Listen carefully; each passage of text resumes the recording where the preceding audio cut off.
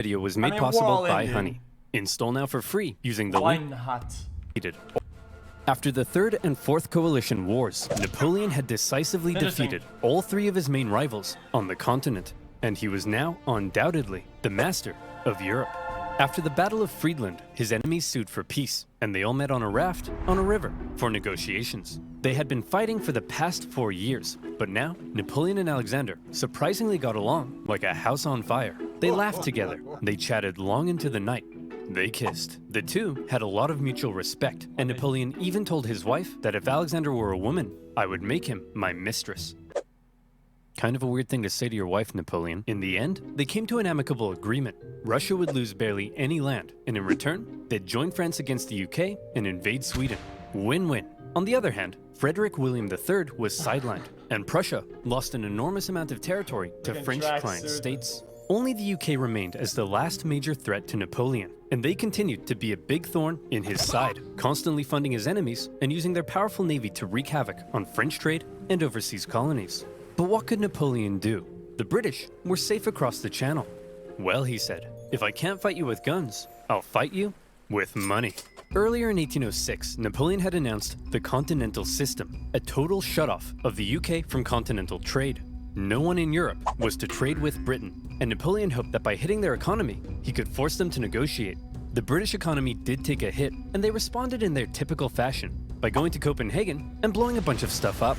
But in general, the British managed to stay afloat by simply increasing their trade with other parts of the world. Many neutral countries found themselves stuck between a rock and a hard place as the two European superpowers demanded they cease trade with the enemy. Hey America, you better not trade with the French or else I'll come burn down the White House. What?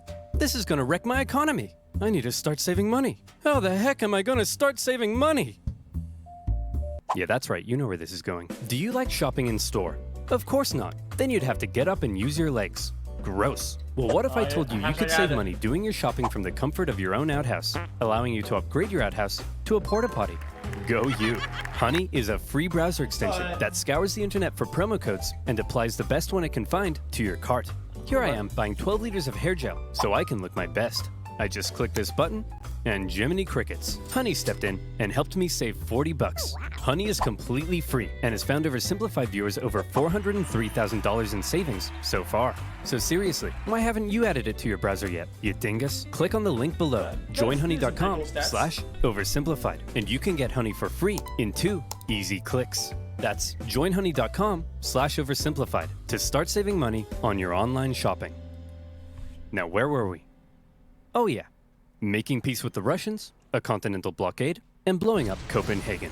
Sick of being blown up for doing almost nothing, and under significant pressure from Napoleon, the Danish officially sided with France. But Napoleon's blockade had the biggest effect on continental Europe, who were now cut off from a major trading partner, one that controlled the seas and held a rich, growing empire. And a lot of countries didn't fully comply. Portugal, a traditional British ally, refused to take part. No problem. Napoleon sent an army and invaded. But it wasn't just Portugal. Many of Napoleon's allies were also suspect. Your Majesty, it seems that Spain isn't properly enforcing your blockade. Spain? Why not? Well, it appears they've been trying to find a way out of being your ally since they lost their fleet at Trafalgar. What is with these people? It's almost like everyone's only pretending to be my ally because they know otherwise I'd beat them up. Do I even have any real friends? Are you my friend, Pierre? Say yes or I'll slap you. Napoleon had come to mistrust his ally to the south, and in particular, Napoleon thought the Spanish royal family were an incompetent mess. All right, Carlos, you've got to get it together. How can I trust you when all you do is go hunting? Meanwhile, you let this ambitious nobody who dislikes me run the country, and you seem to be the only person in the universe who doesn't realize he's boinking your wife. And what's worse, who the heck are you? I'm the king's son. I just overthrew my dad. So, actually, now I'm the king. You people are the biggest cluster of shameless, narcissistic idiots and all around just the worst people I've ever met. Says him. Here, have a Kid's Choice Award. French forces, many having conveniently already entered Spain to invade Portugal, occupied Spanish forts, and Napoleon invited the Spanish royals to France to help mediate their differences. All right, we're here with the royal family of Spain. So, Fernando, you've been accused of plotting against your father and vying for the Spanish throne. What do you have to say for yourself? Well, Napoleon, I just think great. Well, I've got the test results right here. Fernando, in the case of the Spanish throne, you are not the king. And Carlos, you are also not the king. I'm the king! Actually, Napoleon made his brother the king, but for all intents and purposes, Spain was now his puppet. He expected the Spanish people to be over the moon at the removal of their unpopular royal family. Imagine his surprise when it turned out that people don't really like to be subjugated by a foreign power, least of all one who had previously attacked the Catholic Church. And so the people of Spain revolted. Brutal fighting broke out as bands of armed Spaniards ambushed French troops across the kingdom, and vicious atrocities were committed on both sides. In addition to fighting the regular Spanish and Portuguese forces, the French had to contend with tens of thousands of guerrilla fighters throughout the Spanish countryside. The British even took the opportunity to land an army led by the future Duke of Wellington. And now, British forces were defeating French ones on land. Napoleon briefly went to Spain in person, and he did drive back the Allied armies, but before long, his attention was needed elsewhere. The whole thing became a nightmare for the emperor. He excelled at traditional warfare, but this was something more akin to Napoleon's Vietnam. The whole conflict would keep hundreds of thousands of French soldiers and resources bogged down for years. Napoleon was never able to break the will of the Spanish people, and this problem weakened his position in Europe. Hey, Francis. Want to go to war with Napoleon again? Oh, I don't know, Britain. He's already whomped me 3 times. I'll give you £1 bazillion. Well, okay. Seeing that Napoleon was now caught up in Spain, and with some British funding, Austria decided maybe, just maybe, this time, they'd have a chance. So did they? No. Napoleon defeated them in just 4 months. It was quick, but it wasn't exactly easy. The Austrians had been watching Napoleon and learning, and they had made some reforms, while Napoleon, after years of war, was increasingly having to rely on inexperienced conscripts. So this time, the Austrians gave him a run for his money. The Fifth Coalition saw some of the bloodiest battles to date, including Napoleon's first major defeat, and when he did finally defeat the Austrians at the Battle of Wagram, it was a very costly victory. Still, Napoleon had yet again kicked Francis's butt, and as part of the peace terms, Austria lost a bunch more land. Not long after, however, Napoleon and Francis came to another agreement. It was decided that Napoleon would marry Francis's young daughter. But wait, doesn't Napoleon already have a wife? Well, yes, he did. Josephine and Napoleon had become quite fond of one another, but now that Napoleon was playing the monarch game, he needed a male heir, and his aging wife wasn't giving him one. So it was out with the old and in with the new. At least he didn't behead anyone. For Austria, they felt that if Napoleon was going to keep on winning, they may as well be on his side. So through the marriage, Napoleon got an alliance with Austria and a beautiful baby potato. Between the failing blockade against Britain, the ongoing war in Spain, and now his recent struggles in Austria, cracks in Napoleon's invincibility were beginning to show. But still, look at this map. So blue, so beautiful. Even Sweden, after being pulverized by Russia, overthrew their king, and after an interesting chain of events, ended up putting one of Napoleon's own marshals in charge. Marshal Bernadotte took the name Karl Johan and became Crown Prince of Sweden after agreeing to join Napoleon's continental system. For now, Sweden was Team France. Napoleon was on top of the world. He had won an endless string of victories. All he had to do now was sit back and not make any major miscalculations that could completely turn the tide of war. So let's see what comes next. France's alliance with Russia was a terrifying prospect. Together, the two could have been unstoppable, but unfortunately, the alliance didn't last. The Russians felt they weren't getting a fair deal. Napoleon's Duchy of Warsaw right on their doorstep was a bit of an insult, and then their economy began to tank because of Napoleon's British blockade. And eventually, they began to open up trade. Your Majesty, it seems Alexander is no longer abiding by the continental system and has begun trading with the British. Alexander?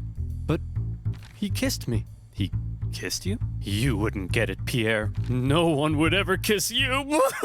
The security of Napoleon's empire depended on removing the British threat, and he wasn't happy with Russia's backdoor shenanigans. And so in 1812, Napoleon decided to go to war.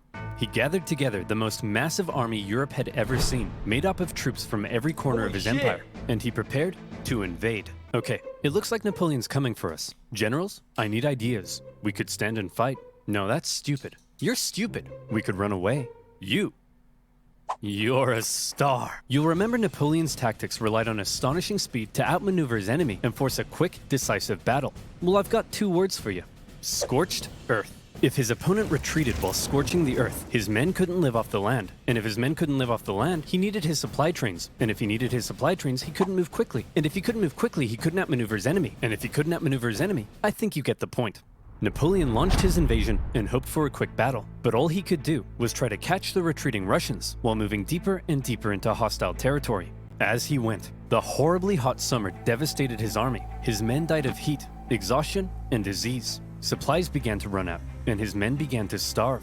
Many deserted, and still the Russians continued to retreat. Numerous times Napoleon considered turning back, but that little voice in his head kept on telling him, keep going, just a little further. And don't worry, you're definitely average height for the time. He nearly caught the Russians at Smolensk, but it was his birthday, so he had a party instead. When he finally reached Moscow, he predicted the Russians wouldn't be willing to give up such a historic and holy city without a fight. And he was right. The Russians finally turned to face him for the single deadliest day of the Napoleonic Wars, the Battle of Borodino. The Russians fought valiantly, and as he got older, Napoleon's battle tactics seemed to become a little less refined and a little more run straight at the enemy, try not to die. He launched a full frontal assault at the Russian defenses, and as a result, the death toll was colossal. The Russians eventually decided to retreat, leaving Moscow to fall into Napoleon's hands. Quick, the French are taking the city. Release all these prisoners immediately and tell them to burn it to the ground. Well, well, Jimmy the Arsonist, you are not going to believe your luck. Moscow went up in flames, and as Napoleon entered, it became very clear his army wouldn't be able to stay there very long. But he had just defeated the Russian army and taken their most beloved city. In his mind, he had won. So he sent Tsar Alexander in St. Petersburg a letter. Your Imperial Majesty, Napoleon requests your surrender. How shall I respond? You shan't, Dmitri. Ever? Ever.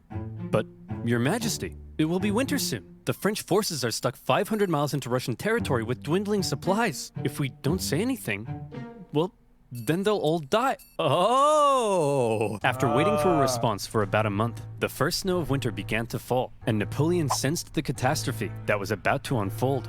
He decided their only choice now was to get out. And that's when it happened. It got cold.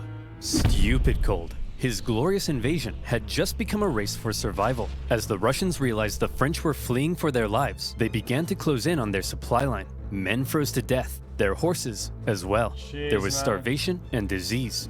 The injured and dying could only be left by the side of the road, as it was too slow to try to carry them. And all along the way, the dreaded Russian Cossacks stalked the bleeding French army, and every now and then swept in for a quick attack. Napoleon, fearing capture, kept a vial of poison around his neck. At one point, the Russian armies nearly trapped him against the Berezina River, but a little Napoleon cleverness gave him the old Geoffrey juke, tricking them into thinking he was going south and then escaping across rapidly built pontoon bridges to the north. When the Russians realized where he was and began to close in, the French burned the bridges before everyone could cross. Hundreds drowned, and thousands were captured.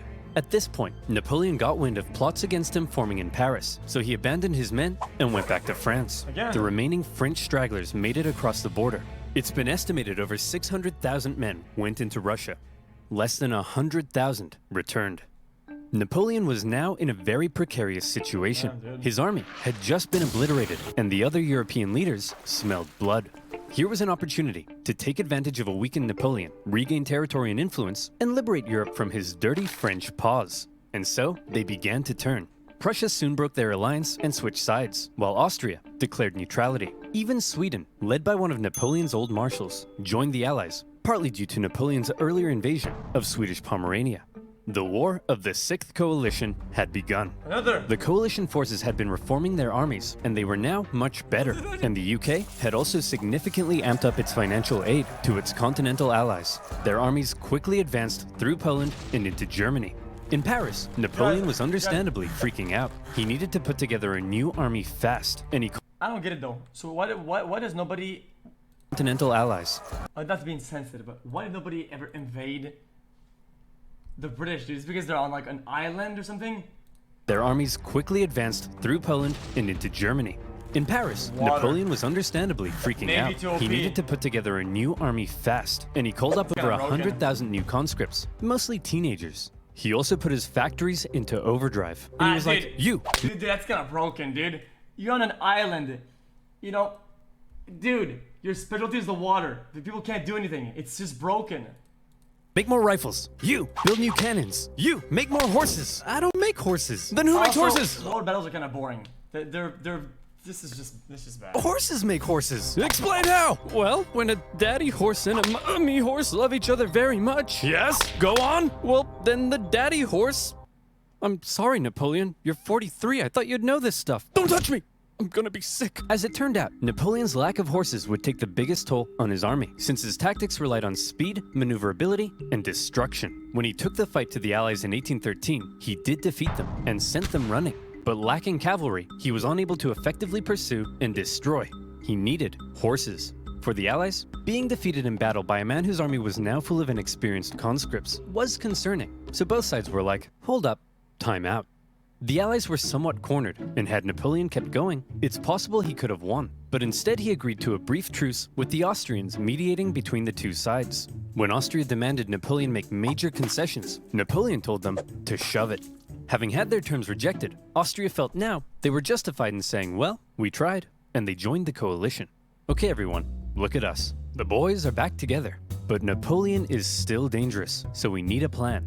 Any ideas? Ooh, I know. No, forget it. That's stupid. No. I've got it! When he approaches, we run away. Genius. He's a genius. The plan was as follows. Wherever Napoleon advanced, whoever he advanced on would avoid battle, allowing the others to sweep in from the sides and attack the French marshals guarding his flanks. Essentially, the plan was, don't try to fight Napoleon. And this plan worked tremendously. The Allies scored a number of victories that saw Napoleon move back to the city of Leipzig, where he would make one last major stand as the Allied armies converged in on him from all sides. The stage was set for the biggest and bloodiest battle of the Napoleonic Wars, the Battle of Leipzig. Almost 500,000 troops from over a dozen nations stretched across the battlefield. The French found themselves fighting on all sides for 4 days against the Austrians, Prussians, Swedes, and Russians. It's no wonder this battle is also sometimes referred to as the Battle of the Nations. The French fought ferociously, but ultimately were no match for the coordinated efforts of the coalition. At one point, in the midst of battle, Saxon troops allied with the French had a team huddle and were like, hey guys, I'm pretty sure the French are losing. Let's switch sides. And so they did. When it became clear that Napoleon couldn't win, he ordered a retreat across the only bridge over the river. The Allies swarmed into the city, and desperate fighting raged in the streets. Okay, Corporal, after everyone has crossed the river, I need you to blow up the bridge. Okay? Not before everyone's... Just a weird question, but was there ever any technological disadvantage? Like somebody come up with a brilliant idea, or they were ahead of the meta, and they're because I feel like they always have the same guns, the same thing, the same whatever, dude. What if you were a little bit ahead and you had fucking landmines, dude? RPG, dude. You know? Crossed after. You got that? Yes, Colonel. I'm not 5. I can comprehend time. Good. Wait. Did he say before or after? Well, fortune favors the bold. The bridge was blown early, and 30,000 French troops were stranded and captured. A disaster. And with that, the dominoes were beginning to come crashing down on Napoleon. In the south, an army under the British Duke of Wellington had been pushing the French out of Spain for the past few years, and were now crossing into France. Austrian armies had pushed into Italy, while Napoleon's old flamboyant cavalry commander, Murat, who Napoleon had made king of Naples, decided to switch sides. German states, many resentful after years under Napoleon's thumb, turned against him, and the Confederation of the Rhine collapsed. Bernadotte invaded Denmark, and they were forced to join the coalition, while the Netherlands were liberated. You'd think Napoleon might have seen the writing on the wall, but he was Napoleon, and so instead, he prepared to keep fighting. As attitudes in Paris were already beginning to turn against him, he called up more conscripts to defend the exhausted nation. As for the Allies, they weren't sure exactly what they were aiming for here. A few peace offers were floated that may have let Napoleon keep his position, but the British kept throwing around even more money, and eventually, they all agreed that the ultimate aim was the deposition of Napoleon entirely.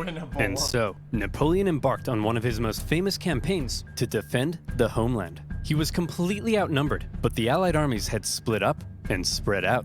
His army was so small that he could move at lightning speed, and he used this to his advantage. In the famous 6 Days campaign against Prussian General Blücher, he attacked from all directions and defeated Blücher's forces 4 times, only suffering a tenth of the casualties he inflicted. Even with his back completely to the wall, Napoleon was still Napoleon. Then he turned south to take on Schwarzenberg's army of Bohemia and enjoyed even more victories. However, Napoleon's problem was that he couldn't be everywhere at once, and wherever he wasn't, the Allies continued to push towards Paris. He made one last-ditch attempt at moving in behind the enemy lines and cutting off their communications, but Paris was in disarray, and the people were sick of war.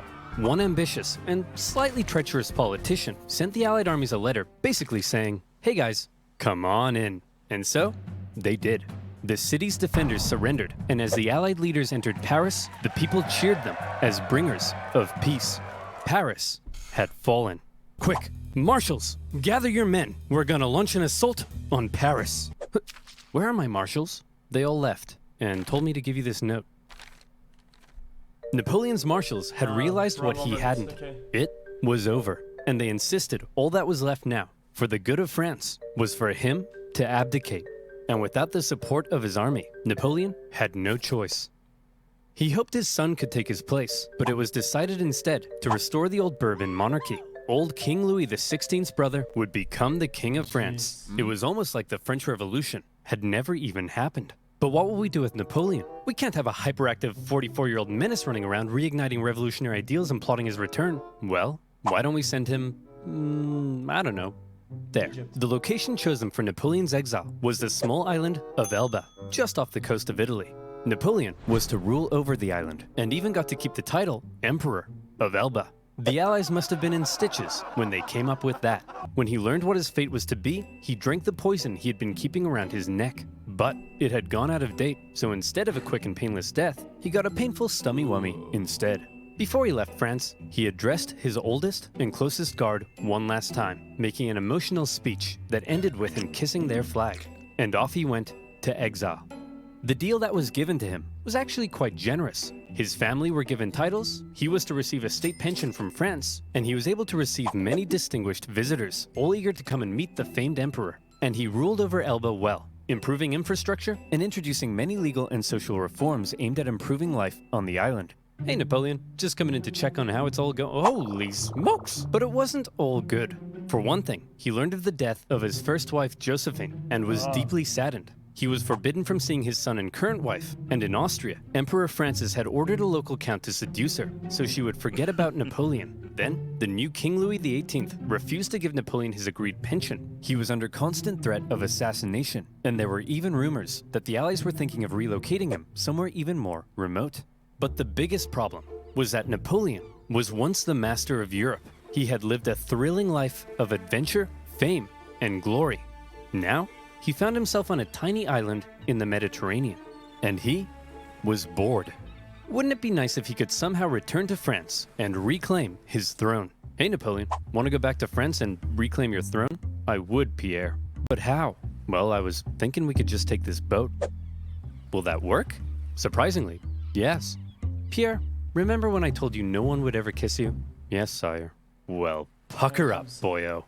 Yay. When Napoleon left Elba, it wasn't really the daring escape you might think. He basically had kind of a leaving ceremony, hopped on a ship, and sailed back to France. He brought with him an army of about 1,000 men, and he began his journey to Paris. However, in Paris, there was now a new king, and at first, the people largely accepted him because the last few years of war under Napoleon had brought immense death and economic suffering.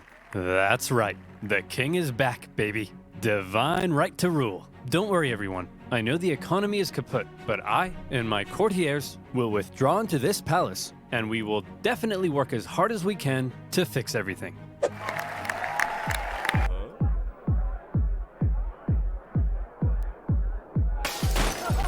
Oh yeah, that's why we got rid of the king. As the Bourbon monarchy began to look more and more like a return to the past, and the returning nobility seemed hellbent on regaining their lost privileges, the people weren't too happy.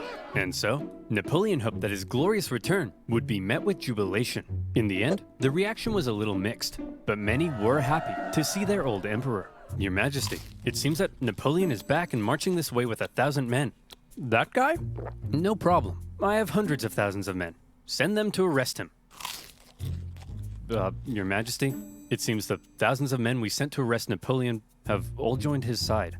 Well, I'm off to Belgium. If you ever need a king again, be sure to let me know.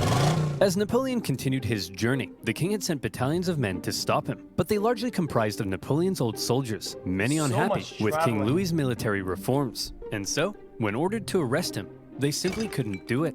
In one famous incident, the troops began to cry out, "Long live the Emperor." When Napoleon reached Paris, with King Louis having fled, he entered unopposed to reclaim his throne. Napoleon was back from the dead. Okay everyone, now that we've finally gotten rid of that guy, let's try to make sure something like this can never happen again.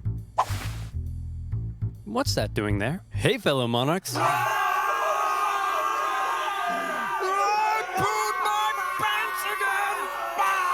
This time, Napoleon promised he would be a mucho good boy and not start any wars. But the Allied leaders were having none of it. They declared Napoleon an outlaw and the illegitimate ruler of France. Then, they declared war. Not on France, but on Napoleon himself. And when you have multiple empires declaring war on you as an individual, that's how you know you're a very naughty boy. The Allied powers began making plans to combine their forces and once again invade France. The most immediate threat to Napoleon were the British and Prussians hanging out in nearby Belgium. If Napoleon could knock them out quickly, maybe he could force the Allies to negotiate, and maybe he could hold on to his power. Together, the two armies to the north outnumbered him, so he made a plan to divide them and take them on separately. Historians debate how much of a chance Napoleon had here, but this same strategy of dividing and conquering had worked for him multiple times. He marched north with 125,000 men and took on the Allies in a number of initial engagements, defeating the Prussians before turning to take on the British.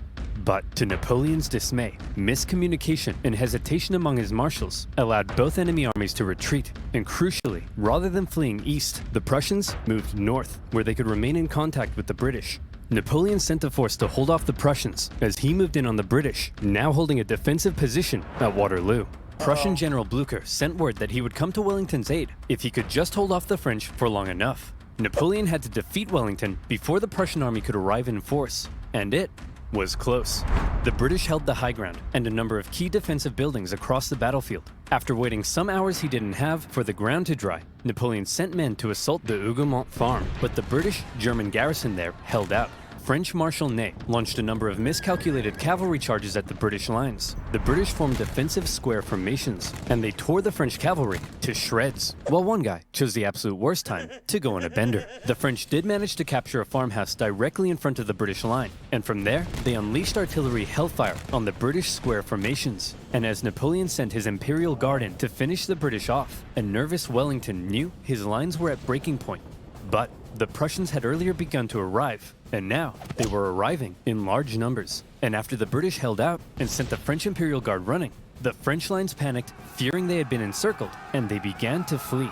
The Battle of Waterloo was an Allied victory. And with that, Napoleon's hopes of returning to glory were vanquished. He knew he was defeated. He went to the British and said, "Can I please have a house near London?" And the British replied, "No." Instead, to make sure Napoleon was put away once and for all, they sent him to one of the most isolated and remote places they could think of. A tiny island in the Atlantic Ocean, St. Helena. Okay. Here, a deeply isolated and depressed Emperor Napoleon would live the remaining years of his life. His house was a wooden bungalow, not exactly on par with the Tuileries Palace. Much to his frustration, his captors referred to him as General, rather than calling him Emperor. His mail was censored, his visitors were vetted. There was almost no way he could escape such an isolated island. But just to be sure, he was guarded by 2,000 British soldiers and 2 ships that circled the island 24 hours a day.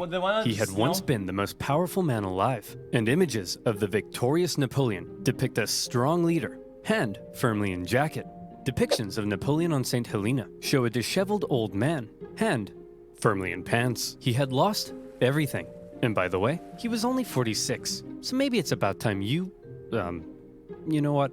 You're doing all right, kid. Napoleon fought one last battle while on the island. The battle for his reputation.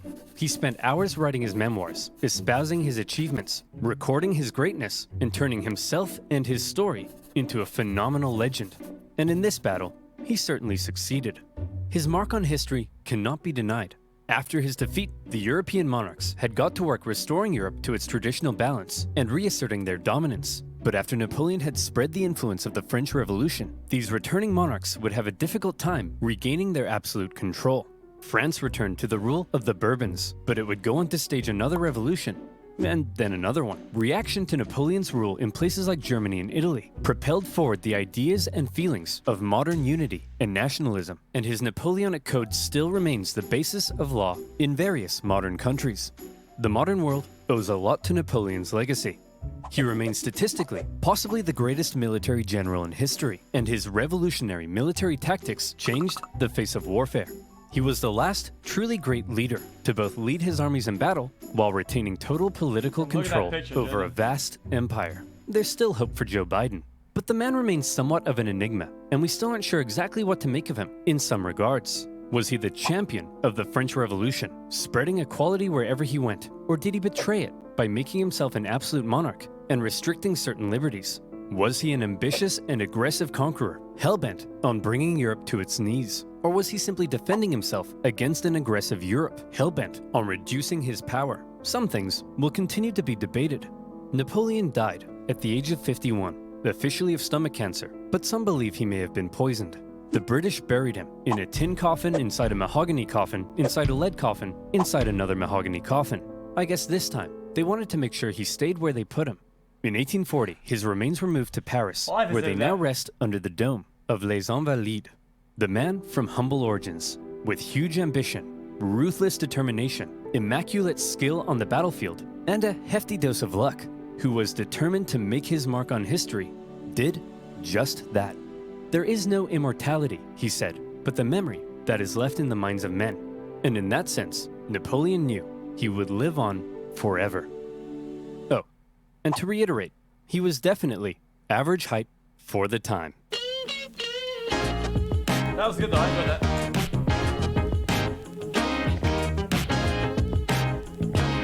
That was a good video, man, I enjoyed it.